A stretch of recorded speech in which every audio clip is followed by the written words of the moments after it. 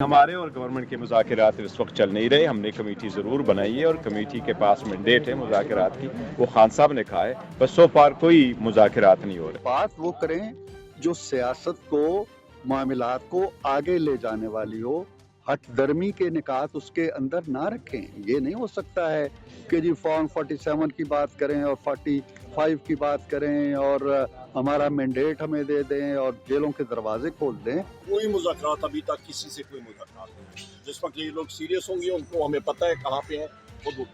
मुज़ाकरात के बारे में आपको बता दिया है कि मुज़ाकरात का राग उन्होंने ही अलापना शुरू किया, उन्होंने ही कमेटी बनानी शुरू की।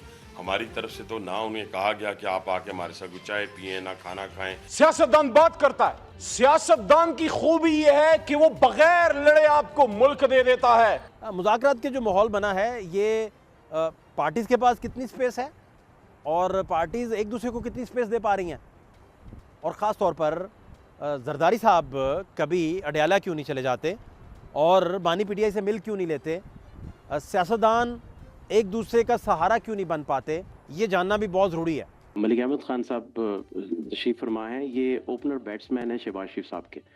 आप ख़ुद तशरीफ़ फरमा हैं, आप नवाज शरीफ साहब के ओपनर बैट्समैन हैं। गिलानी साहब जो हैं जरदारी साहब के ओपनर बैट्समैन हैं। तो इतनी बड़ी जो एलीट है यहाँ, आप दोनों बैट्समैन जो हैं वो अपनी अपनी क़यादत को अगर कायल करें, शहबाज शरीफ साहब को मलिक अहमद खान साहब कायल करें, आप नवाज शरीफ साहब को कायल करें, सर जो हैं जरदारी साहब को कायल करें, सारे मिल के चले जाएँ अडयाला और मुज़ाकरात का आगाज़ वहाँ बैठ के अगर किया जाए तो शायद, क्योंकि बहुत सारे लोग कहते हैं कि जमहूरी लोग जब फंस जाते हैं तो दूसरा जमहूरी बंदा जो एलीट होता है वो बचाने नहीं उसे आता।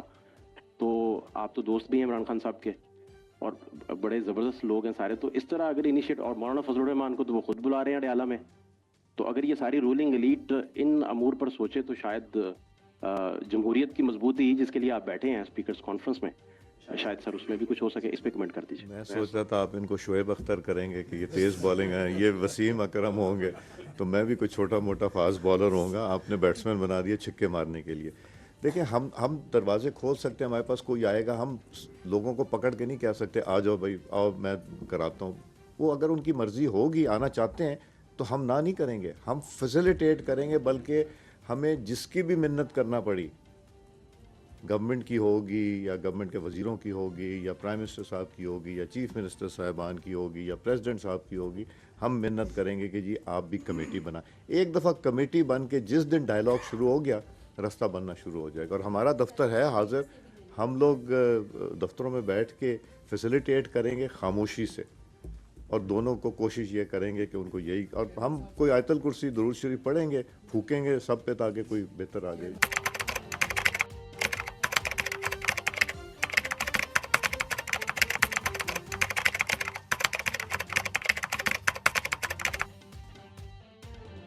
सीनियर जर्नलिस्ट हैं सोहेल वड़ैच, और बात करने का फ़न कोई इनसे सीखे, वो क्या राय रखते हैं, वो क्या बातें कर रहे हैं, और बहुत सारी सरगोशियाँ जो उन तक पहुँचती हैं, जब ट्रांसलेट करके व्यूअर्स तक पहुँचती हैं तो उनकी गूंज फिर कहाँ तक सुनाई देती है, उन्हीं से जानते हैं।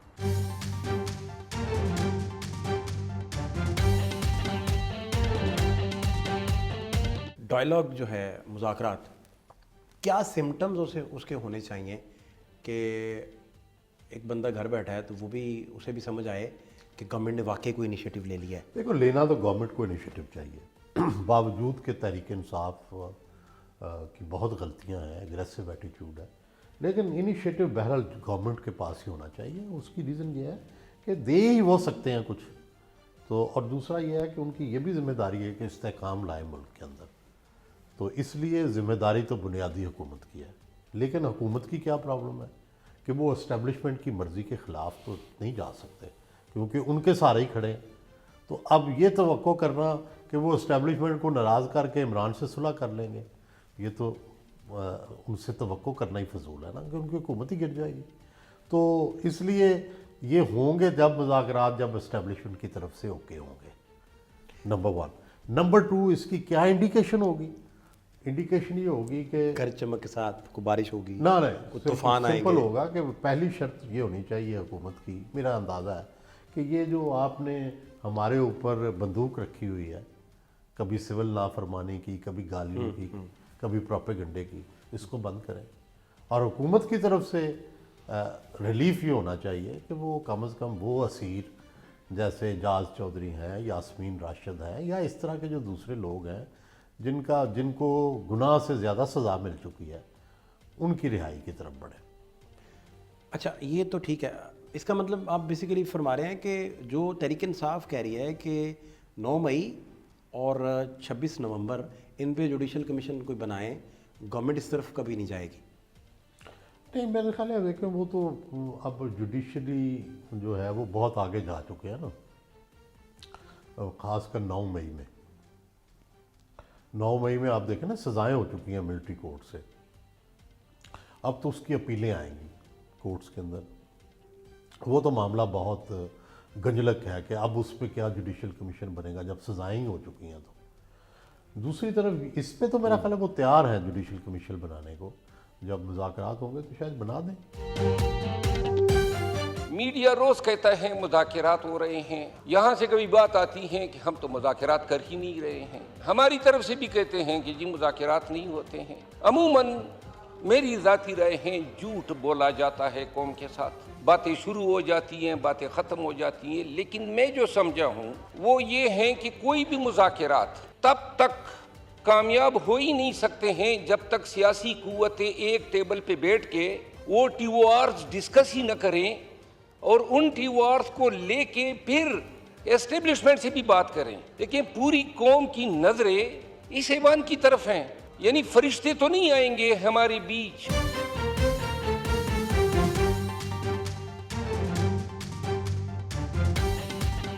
मायनाज एनालिस्ट हैं इरशाद भट्टी साहब, उनके पास बहुत कुछ है बताने के लिए।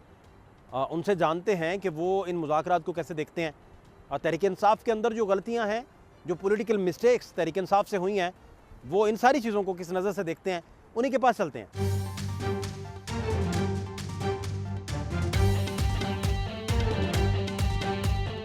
कोई है जी मुज़ाकरात, कुछ चल रही है बात, कोई डिस्कशन, कमेटी अनाउंस होने के अलावा?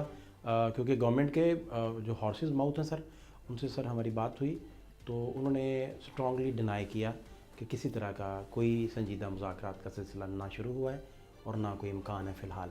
ये मैं सिविलियन लोगों की बात कर रहा हूँ जो हुकूमत में है और बड़े अच्छे ओहदों पे हैं। हुकूमत में संजीदा लोग आपने तलाश कर लिए, इस पर भी आपको सलाम, वरना सुबह से शाम तक इनको सुनते हैं। अगर आवाज़ बंद करके सुने तो फिर भी लोटपोट हो जाते हैं, अगर आवाज़ खोल के सुने तो फिर भी लोटपोट हो जाते हैं। सर, अगर ये संजीदा होते तो आज हमारा ये हाल होता।